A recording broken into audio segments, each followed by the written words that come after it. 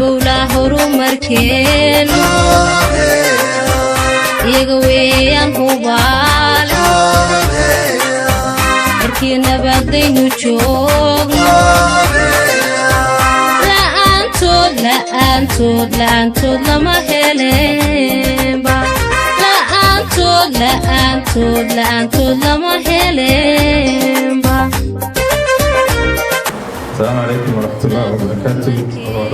أنا معنا قيا مدحنا ككل صوتا وساردها في وسارد علمها بشدة وسارد عدالة مدحنا أروها تنشير يو اسم حبنا كلا شرفت بدنا شركة نجرسها قيت الجراي هذه أبو مع سنتين وجدد ما أنت هالكن سوقي بوحوي يعني إن نقصنا ما أنت عالمي جاي حبلها تاسوق بيجم كوبيا تبغى أكتوبر وأنا هراء صاير دقناي ظروف الشراء وكل سيدا يمكسون هاي بمعلن تابع حلوة تلاقي إن نجاح حضو حبلها حقوق ذا إذا كنا واحد الردي كشقينا مثلا الردة كشرة سومالي لام وحين أجنها إنا ولسنا لبا أورور أو أورور كإسر يا أورور كدنشرة واسو أيكون دوبين حبلك للدوان وجدنا معلن تلاقي وحويان إن نجاح حضو حقوق حبلها hadday tahay xagga waxbarashada waxaynu ognahay qof kasta wuxuu dastuurkeedu siinaya inuu waxbarasho helo marka idinkuna waa ogtiina waxa ka shaqeysan sida habluhu ay waxbarasho way leeyihiin waxa kaloo ka mid ah oo maalinta loogu talagalay in lagaga helo xagga arrimaha shuruucda waynu ognahay haddii qofka ay wax ku dhacaan ama inay tahay wax ku dhacaan waa inay cadaalad heshaa marka iyana waa arrimaha kale lagaga hadlo waxa kaloo ka mid ah waxyaabaha laga helaa inantu hesho caafimaad buuxa oo nolosheeda wax taraya waxa kaloo ka mid ah oo arrimaha lagu xuso waxa ka mid ah maalintan oo kale in lagaga hortago tacadiyada hablaha ku dhaca hadday tahay kubsiga hadday tahay gudniinka fircooniga hadday tahay shaqo la'aanta waxa kaloo iyana ka mid ah maalintan lagu xusaa oo lagaga hortaga guurka qofku isaga oo aan u bislaan ama inantu aan u bislaan la guursado wax loo yaqaan forced marriage in lagu qasbo qof ayna doonayn in la guursato ama ba iyadoo caruurba inay guursato waxa kaloo ka mid ah iyana maalintan lagu xusaa shaqo abuurka inay hablo helaan haddaba inaga ujeedada aynu ka leenahay waxa ka mid ah in hablahan ay maanta labada urur aanu sameynay ay halkan iyaguna ku soo bandhigaan waxyaabaha ay qabtaan iyo fariintooda cid ay u dirayaan hadday kala yihiin wasaaradaha hadday kala yihiin waxaan ujeedaa dowladda iyo bulshada inteeda kalaba labadan urur aanu sameynay ee Danjire iyo Isra Association waxa ku midoobay hablo gaadhay ilaa 57 hablood hablahaasoo ururka hay'adda sihana ay ka taageerto dhinaca aqoonta hadday tahay capacity building iyo tahay wacyigelinta kalaba sharaf weyn bay noo tahay inay hablahaas shaqeeyaan mashruucaas oo hablahaas oo imika aan wada shaqeynay laga soo bilaabo 17 oo wax badan ka qabtay waxaan ognahay sanadba waxa la soo qaataa fariin u taagan sanadkan waxa weeyaan waxa la soo qaatay inay habluhu ka madax banaanaadaan wax kastoo tacadiya wayna ognahay maanta dalkeena tacadigii baa ku soo batay tusaale ahaan kubsiga oo kale wuxuu marayaa meeshii ugu sarreeyay kubsigu waxaan u baahanahay markaa inaynu helno shuruucdii lagula dagaalami lahaa wayna ognahay xeerkii shuruucda lagula dagaalami lahaa baarlamaanka ayuu yaalaa waxaan ka codsanaynaa markaa baarlamaanka cusub ee imika la doortay iyo inay ansixiyaan xeerka oo ay wax ka qabtaan si uu noqdo mid u dhaqan gala oo bulshaduna ay wax oo uga faa'iido wayna ognahay hadiya habeen kubsigii magaalada gudaheeda iyo magaalada dibaddeeda oo ku soo batay arrinteenu xuskeenu maanta intaas uu daaran yahay waxa inagala qayb galaya xubno ka socda dawladda iyo madaxda ururada aad iyo aad baa mahadsantihiin waxaan ahay gudoomiyaha ururka ISIR haddii aan kelmadeyda halkan ka idhaahdo waan ognahay oo dhibaatooyinka hablaha haysta way iska fara badan yihiin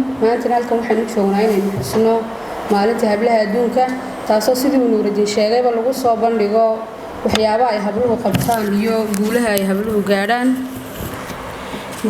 habluhu gaadhaan sidoo kalena lagu soo bandhigo dhibaatooyinka iyo tacadiyada habluhu ay la kulmaan marka waxaan ku soo koobayaa kelmadeyda habluhu waa inay dadaalaan waa inay waxbarashada xoojiyaan waa inay isdhexgalka xoojiyaan waa inay ayagu noqdaan dad isku tiirsan oo nafahooda horumarin karaya waxna qabsan karaya sidoo kalena wadankeena sidaan isku ognahay imka dhibaatooyinku ku soo badanayaan khayrka haween baa samo u hesha haween baa qaran hagaata haween baan hadima beeri ogyo buuran leedo halbowlaa horumarkeenu iyaga weeyaan hubaal markii nabadaynu joogno la'aantood lama helenba la'aantood lama helenba. السلام عليكم ورحمة الله وبركاته. وراي أنا mahadnaqaya madaxda ka kala socota wasaaradaha sida wasaaradda arrimaha bulshada, wasaaradda cadaaladda, madaxda ururada danjire iyo isir xubnaha kale ee sharafta badan ee shirka nagala soo qaybta galay. aad iyo aad baa mahadsantihiin. ujeedada maanta halkan isugu nimi waxa weeyaan inaynu xusno maalinta caalamiga ee hablaha taasoo ku beegan 11 Oktoobar oo aynu hore u soo yaro dhignay duruufo jira awgood. sidaynu ogsoonahay maalinta waxa loogu talagalay in lagaga hadlo hablaha xuquuqdooda. idinkuna waxaad tihiin ururadii ka shaqaynayay ee matalayay ururada ka jira Somaliland. waxaynu ognahay inaynu dhisnay 2 urur oo ah ururka isir iyo ururka danjire kuwaasoo ay ku midoobeen hablo kala duwan. ujeedada maalinta laga leeyahay waxa weeyaan in laga hadlo xuquuqda habluhu ay leeyihiin hadday tahay xagga waxbarashada. waxaynu ognahay qof kastaba xuquuq wuxuu dastuurkeedu siinayaa inuu waxbarasho helo. marka idinkuna waa ogtihiin oo waxaa ka shaqaysan sida habluhu ay waxbarasho u heli lahaayeen. waxaa kaloo ka mid ah oo maalinta loogu talagalay in lagaga helo xagga arrimaha shuruucda. waynu ognahay oo haddii qofka ay wax ku dhacaan ama inantahay wax ku dhacaan waa inay cadaalad heshaa. marka iyana waa arrimaha kale lagaga hadlo. waxaa kaloo ka mid ah waxyaabaha laga helaa inuu inantu hesho caafimaad buuxa oo nolosheeda wax taraya. waxaa kaloo ka mid ah oo arrimaha lagu xuso waxaa ka mid ah maalintan oo kale in lagaga hortago tacadiyada hablaha ku dhaca, hadday tahay kubsiga, hadday tahay gudniinka fircooniga, hadday tahay shaqo la'aanta. waxaa kaloo iyana ka mid ah maalintan lagu xusaa oo lagaga hortagaa guurka qofku isaga oo aan u bislaan ama inantu aana u bislaan la guursado, wax loo yaqaano forced marriage, in lagu qasbo qof ayna doonayn inay guursato amaba iyadoo caruuraba inay guursato. waxaa kaloo ka mid ah iyana maalintan lagu xusaa shaqo abuurka inay hablo helaan. haddaba inaga ujeedada aynu ka leenahay waxaa ka mid ah in hablahan ay maanta 2 urur aynu samaynay ay halkan iyaguna kusoo bandhigaan waxyaabaha ay qabtaan iyo fariintooda cidda ay u dirayaan. hadday kala yihiin wasaaradaha, hadday kala yihiin waxaan ujeedaa dowladda iyo bulshada inteeda kaleba. 2 urur aynu samaynay ee danjire iyo isir association waxaa ku midoobay hablo gaadhaya ilaa 75 hablood. hablahaasoo ururka hay'adda sihana ay ka taageerto dhinaca aqoonta, hadday tahay capacity building iyo tahay wacyigelinta kaleba. sharaf weyn bay noo tahay inay hablahaasi shaqeeyaan. mashruucaasoo hablahaasoo imika aan wada shaqaynaynay laga soo bilaabo 17 oo wax badan ka qabtay. waxaanu ognahay sanadba waxa la soo qaataa fariin u taagan. sanadkan waxa weeyaan waxa la soo qaatay inay habluhu ka madax bannaanaadaan wax kastoo tacadiya. waynu ognahay maanta dalkeennii tacadigii baa kusoo batay. tusaale ahaan kubsiga oo kale wuxuu marayaa meeshii ugu sarreeyey. kubsigu waxaynu u baahannahay markaa inaynu helno shuruucdii lagula dagaalami lahaa. waynu ognahay xeerkii shuruucda ee lagula dagaalami lahaa baarlamaanka ayuu yaallaa.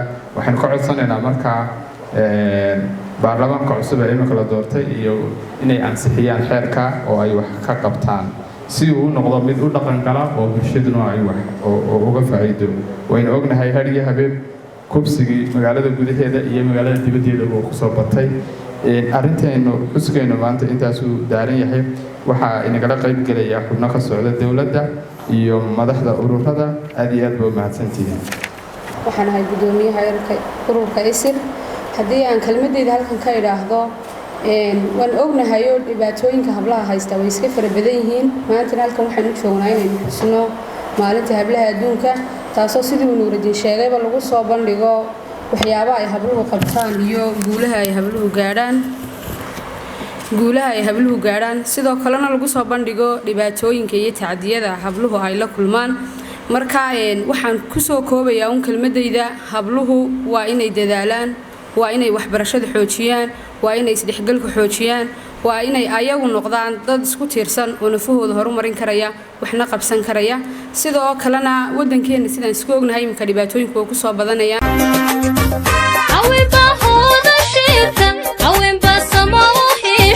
haween baa qaran hagaati haween baan hadima beeri ogyo buuran leedo halbowlaa horumarkeenu iyaga weeyaan hubaal markii nabadaynu joogno la'aantood lama helenba la'aantood lama helenba. السلام عليكم ورحمة الله وبركاته. وراي أنا mahadnaqayaa madaxda ka kala socota wasaaradaha sida wasaaradda arrimaha bulshada, wasaaradda cadaaladda, madaxda ururada danjire iyo isir xubnaha kale sharafta badan ee shirka nagala soo qaybta galay aad iyo aad baa mahadsantihiin. ujeedada maanta halkan isugu dhimi waxa weeyaan inaynu xusno maalinta caalamiga ee hablaha taasoo ku beegan 11 Oktoobar oo aynu hore u soo yaro dhignay duruufo jira awgood. sidaynu ogsoonahay maalinta waxa loogu talagalay in lagaga hadlo hablaha xuquuqdooda idinkuna waxaad tihiin ururadii ka shaqaynayay ee matalayay ururada ka jira Somaliland. waxaynu ognahay inaynu dhisnay 2 urur oo ah ururka isir iyo ururka danjire kuwaasoo ay ku midoobeen hablo kala duwan. ujeedada maalinta laga leeyahay waxa weeyaan in laga hadlo xuquuqda habluhu ay leeyihiin hadday tahay xagga waxbarashada. waxaynu ognahay qof kastaba xuquuq wuxuu dastuurkeedu siinayaa inuu waxbarasho helo. marka idinkuna waa ogtihiin oo waxaa ka shaqaysan sida habluhu ay waxbarasho u heli lahaayeen. waxaa kaloo ka mid ah oo maalinta loogu talagalay in lagaga helo xagga arrimaha shuruucda. waynu ognahay oo haddii qofka ay wax ku dhacaan ama inantahay wax ku dhacaan waa inay cadaalad heshaa. marka iyana waa arrimaha kale lagaga hadlo. waxaa kaloo ka mid ah waxyaabaha laga helaa inuu inantu hesho caafimaad buuxa oo nolosheeda wax taraya. waxaa kaloo ka mid ah oo arrimaha lagu xuso waxaa ka mid ah maalintan oo kale in lagaga hortago tacadiyada hablaha ku dhaca hadday tahay kubsiga hadday tahay gudniinka fircooniga hadday tahay shaqo la'aanta. waxaa kaloo iyana ka mid ah maalintan lagu xusaa oo lagaga hortagaa guurka qofku isaga oo aan u bislaan ama inantu aana u bislaan inuu guursado wax loo yaqaano forced marriage in lagu qasbo qof ayna doonayn inay guursato amaba iyadoo caruuraba inay guursato. waxaa kaloo ka mid ah iyana maalintan lagu xusaa shaqo abuurka inay hablo helaan. haddaba inaga ujeedada aynu ka leenahay waxaa ka mid ah in hablahan ay maanta 2 urur aynu samaynay ay halkan iyaguna kusoo bandhigaan waxyaabaha ay qabtaan iyo fariintooda cidda ay u dirayaan hadday kala yihiin wasaaradaha hadday kala yihiin waxaan ujeedaa dowladda iyo bulshada inteeda kaleba. 2 urur aynu samaynay ee danjire iyo isir association waxaa ku midoobay hablo gaadhaya ilaa 75 hablood. hablahaasoo ururka hay'adda sihana ay ka taageerto dhinaca aqoonta hadday tahay capacity building iyo tahay wacyigelinta kaleba. sharaf weyn bay noo tahay inay hablahaasi shaqeeyaan mashruucaasoo hablahaasoo imika aan wada shaqaynaynay laga soo bilaabo 17 oo wax badan ka qabtay. waxaanu ognahay sanadba waxa la soo qaataa fariin u taagan. sanadkan waxa weeyaan waxa la soo qaatay inay habluhu ka madax banaanaadaan wax kastoo tacadiya. waynu ognahay maanta dalkeedii tacadigii baa kusoo batay. tusaale ahaan kubsiga oo kale wuxuu marayaa meeshii ugu sarreeyey. kubsigu waxaynu u baahannahay markaa inaynu helno shuruucdii lagula dagaalami lahaa. waynu ognahay xeerkii shuruucda ee lagula dagaalami lahaa baarlamaanka ayuu yaallaa. waxaynu ka codsanaynaa markaa baarlamaanka cusub ee imika la doortay iyo inay ansixiyaan xeerka oo ay wax ka qabtaan si uu noqdo mid u dhaqan gala oo bulshaduna ay wax oo uga faa'iido. waynu ognahay har iyo habeen kubsigii magaalada gudaheeda iyo magaalada dibaddeeda uu ku soo batay. arrinteenu xuskeenu maanta intaasuu daaran yahay. waxaa inagala qayb gelaya xubno ka socda dowladda iyo madaxda ururada. aad iyo aad baa mahadsantihiin. waxaan ahay gudoomiyaha ururka isir. haddii aan kelmadeyda halkan ka idhaahdo waan ognahay oo dhibaatooyinka hablaha haysta way iska fara badan yihiin. maanta halkan waxaan u joognaa inaynu xusno maalinta hablaha adduunka taasoo sidii uu Nuuruddin sheegayba lagu soo bandhigo waxyaabaha ay habluhu qabtaan iyo guulaha ay habluhu gaadhaan sidoo kalena lagu soo bandhigo dhibaatooyinka iyo tacdiyada habluhu ay la kulmaan marka waxaan ku soo koobayaa kelmadayda habluhu waa inay dadaalaan waa inay waxbarashada xoojiyaan waa inay isdhexgalka xoojiyaan waa inay ayagu noqdaan dad isku tiirsan oo nafahooda horumarin karaya waxna qabsan karaya sidoo kalena wadankeena sidaan isku ognahay imka dhibaatooyinku oo ku soo badanaya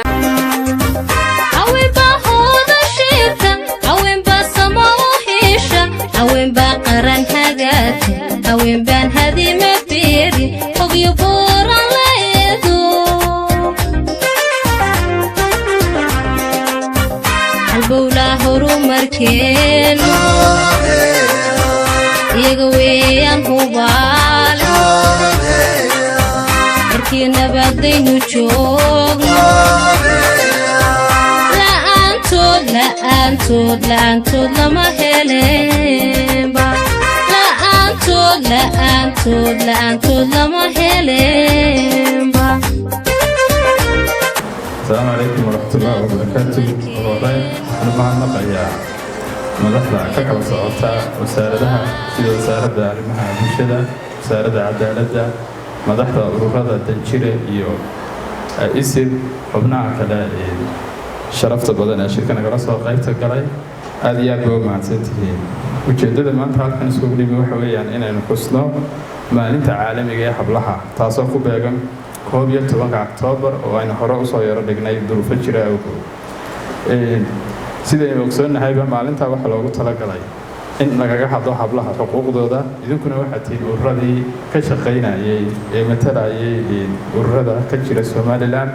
waxaynu ognahay inaynu dhisnay 2 urur oo ah ururka isir iyo ururka danjire kuwaasoo ay ku midoobeen hablo kala duwan.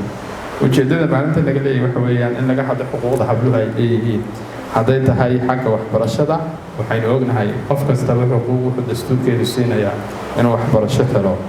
marka idinkuna waa ogtihiin oo waxaa ka shaqaysan sida habluhu ay waxbarasho weyn lahaayeen.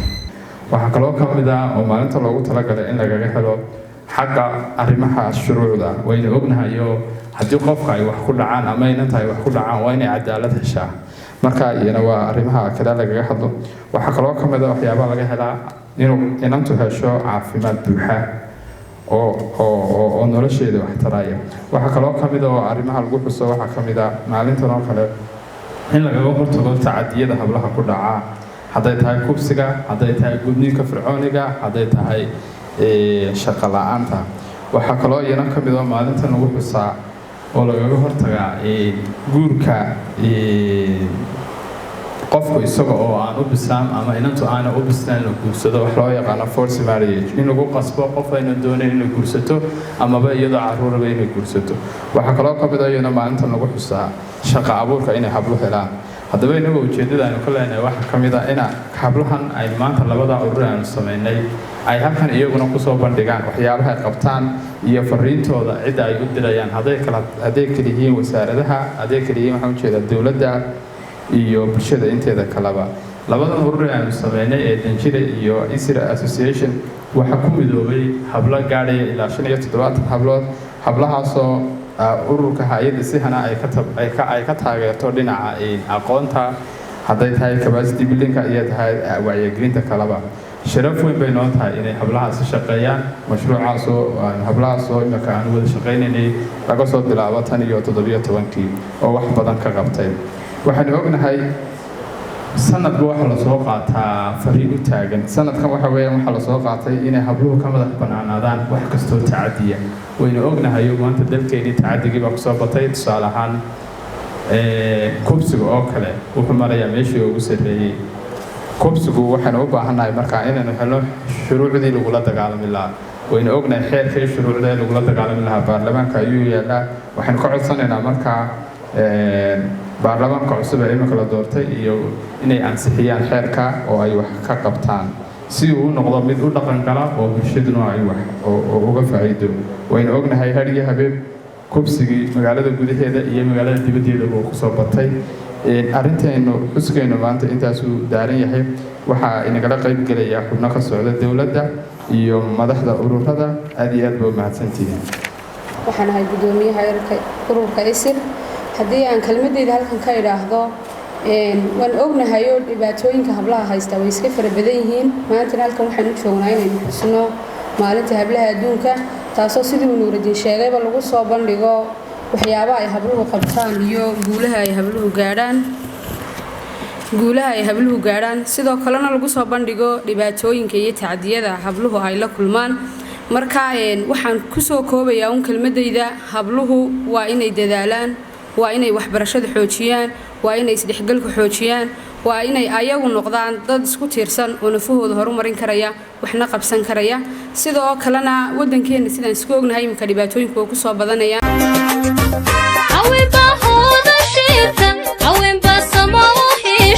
haweenbaa qaran hagaata haweenbaan hadima beeri ogyo buuran leedo halbowlaa horumarkeenu iyaga weeyaan hubaale markii nabadaynu joogno la'aantood lama helenba la'aantood lama helenba. السلام عليكم ورحمة الله وبركاته. أنا mahadnaqayaa madaxda ka kala socota wasaaradaha sida wasaaradda arrimaha bulshada, wasaaradda cadaaladda, madaxda ururada Danjire iyo ISIR xubnaha kale sharafta badan ee shirka nagala soo qaybta galay aad iyo aad baa mahadsantihiin. ujeedada maanta halkan isugu nimi waxa weeyaan inaynu xusno maalinta caalamiga ee hablaha taasoo ku beegan 11 Oktoobar oo aynu hore u soo yaro dhignay duruufo jira awgood. sidaynu ogsoonahay maalinta waxa loogu talagalay in lagaga hadlo hablaha xuquuqdooda idinkuna waxaad tihiin ururadii ka shaqaynayay ee matalayay ururada ka jira Somaliland. waxaynu ognahay inaynu dhisnay 2 urur oo ah ururka ISIR iyo ururka Danjire kuwaasoo ay ku midoobeen hablo kala duwan. ujeedada maalinta laga leeyahay waxa weeyaan in laga hadlo xuquuqda habluhu ay leeyihiin hadday tahay xagga waxbarashada waxaynu ognahay qof kasta wuxuu dastuurkeedu siinayaa inuu waxbarasho helo marka idinkuna waa ogtihiin waxa ka shaqaysan sida habluhu ay waxbarasho way leeyihiin. waxa kaloo ka mid ah oo maalinta loogu talagalay in lagaga helo xagga arrimaha shuruucda waynu ognahay haddii qofka ay wax ku dhacaan ama inanta ay wax ku dhacaan waa inay cadaalad heshaa marka iyana waa arrimaha kale lagaga hadlo. waxa kaloo ka mid ah waxyaabaha laga helaa inuu inantu hesho caafimaad buuxa oo nolosheeda wax taraya. waxa kaloo ka mid ah oo arrimaha lagu xuso waxa ka mid ah maalintan oo kale in lagaga hortago tacadiyada hablaha ku dhaca hadday tahay kubsiga hadday tahay gudniinka fircooniga hadday tahay shaqo la'aanta. waxa kaloo iyana ka mid ah maalintan lagu xusaa oo lagaga hortagaa guurka qofku isaga oo aan u bislaan ama inantu aan u bislaan la guursado wax loo yaqaan forced marriage in lagu qasbo qof ayna doonayn inay guursato amaba iyadoo caruuraba inay guursato. waxa kaloo ka mid ah iyana maalintan lagu xusaa shaqo abuurka inay hablo helaan. haddaba inaga ujeedada aynu ka leenahay waxa ka mid ah in hablahan ay maanta 2 urur aynu sameynay ay halkan iyaguna ku soo bandhigaan waxyaabaha ay qabtaan iyo fariintooda cidda ay u dirayaan hadday kala yihiin wasaaradaha hadday kala yihiin waxaan ujeedaa dowladda iyo bulshada inteeda kaleba. 2 urur aynu sameynay ee Danjire iyo ISIR Association waxa ku midoobay hablo gaadhay ilaa 75 hablood hablahaasoo ururka hay'adda sihana ay ka taageerto dhinaca aqoonta hadday tahay capacity building iyo tahay wacyigelinta kaleba. sharaf weyn bay noo tahay inay hablahaasi shaqeeyaan mashruucaasoo hablahaasoo imika aan wada shaqaynaynay laga soo bilaabo 17 oo wax badan ka qabtay. waxaanu ognahay sanadba waxa la soo qaataa fariin u taagan sanadkan waxa weeyaan waxa la soo qaatay inay habluhu ka madax banaanaadaan wax kastoo tacadiya. waynu ognahay maanta dalkeedii tacadigii baa kusoo batay tusaale ahaan kubsiga oo kale wuxuu marayaa meeshii ugu sarreeyay. kubsigu waxaanu u baahannahay markaa inaynu helno shuruucdii lagula dagaalami lahaa. waynu ognahay xeerkii shuruucda lagula dagaalami lahaa baarlamaanka ayuu yaalaa. waxaynu ka codsanaynaa markaa baarlamaanka cusub ee imika la doortay iyo inay ansixiyaan xeerka oo ay wax ka qabtaan si uu noqdo mid u dhaqan gala oo bulshaduna ay wax oo uga faa'iido. waynu ognahay har iyo habeen kubsigii magaalada gudaheeda iyo magaalada dibaddeeda uu ku soo batay arrinteenu xuskeennu maanta intaasuu daaran yahay waxaa inagala qayb gelaya xubno ka socda dowladda iyo madaxda ururada aad iyo aad baa mahadsantihiin waxaan ahay gudoomiyaha ururka ISIR haddii aan kelmadeyda halkan ka idhaahdo waan ognahay oo dhibaatooyinka hablaha haysta way iska fara badan yihiin maantana halkan waxaan u joognaa inaynu xusno maalinta hablaha adduunka taasoo sidii uu Nuurudiin sheegayba lagu soo bandhigo waxyaabaha ay habluhu qabtaan iyo guulaha ay habluhu gaadhaan sidoo kalena lagu soo bandhigo dhibaatooyinka iyo tacdiyada habluhu ay la kulmaan marka waxaan ku soo koobayaa kelmadeyda habluhu waa inay dadaalaan waa inay waxbarashada xoojiyaan waa inay isdhexgalka xoojiyaan waa inay ayagu noqdaan dad isku tiirsan oo nafahooda horumarin karaya waxna qabsan karaya sidoo kalena wadankeena sidaan isku ognahay imka dhibaatooyinku oo ku soo badanayaan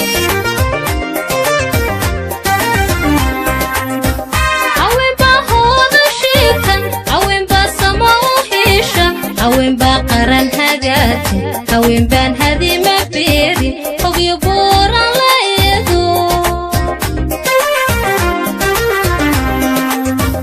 haween baa hooda shiirta haween baa samo u hiisha haween baa qaran hagaati haween baan hadima beeri ogyo buuran la eedo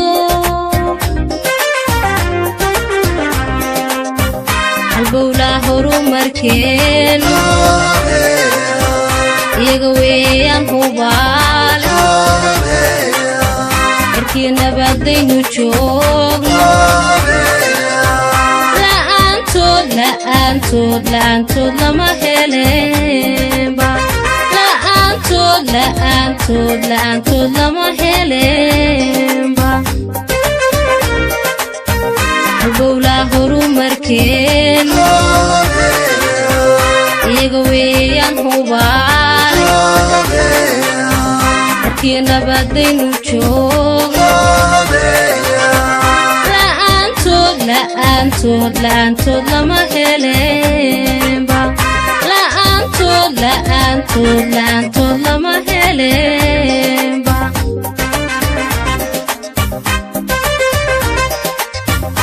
adan xagranaynin ciidada hooyo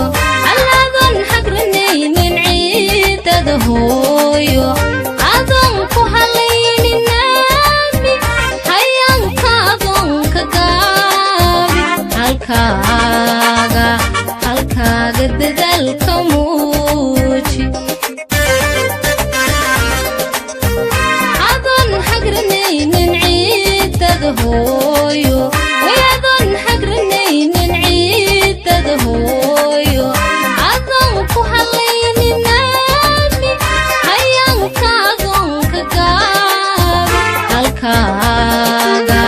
halkaaga dadaalka muuji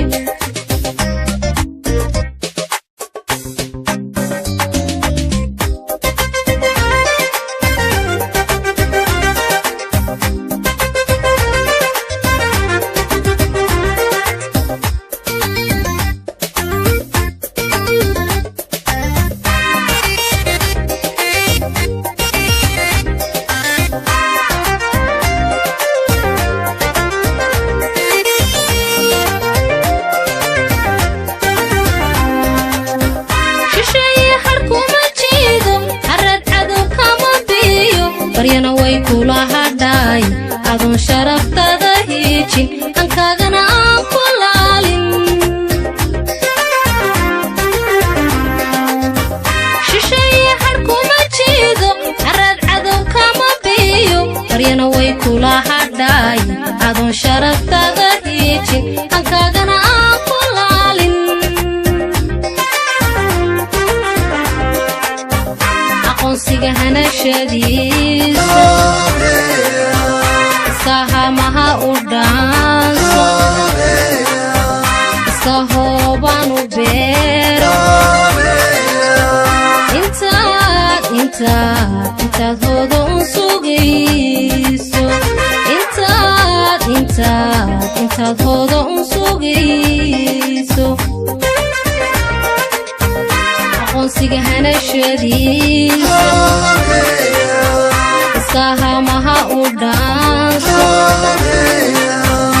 dhulka hoobanu beer